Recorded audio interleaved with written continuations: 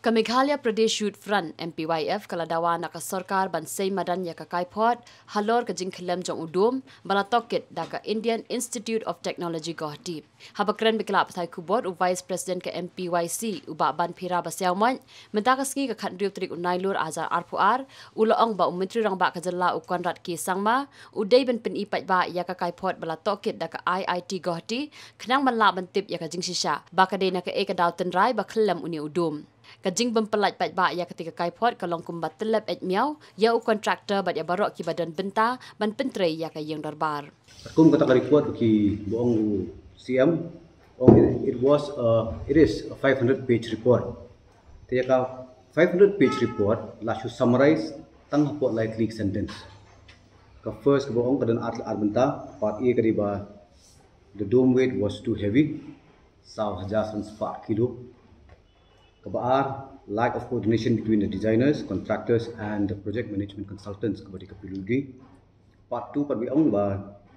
ka building ibadan huntai menta katong safe and as per standards. Kadai ka 500-page report tidak ban summarize tang hapo lai sentence.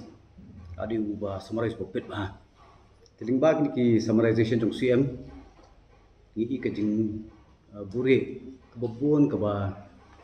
kapag kipai ba kini bantip kapag kumi ang president bahaban buah public domain ka report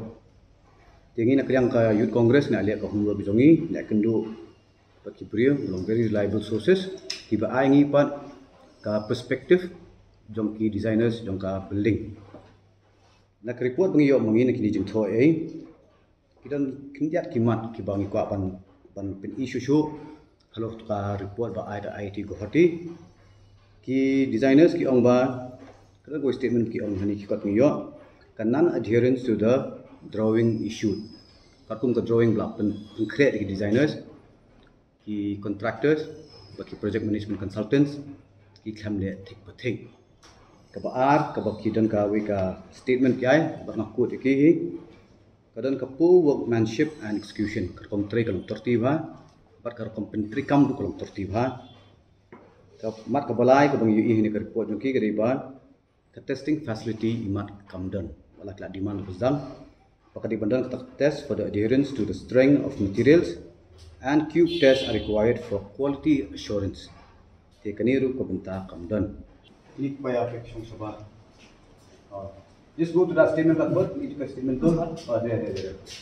poor workmanship and execution. The photograph attached below shows poor workmanship and no adherence to drawing issued. The stub columns are off the beam and out of alignment.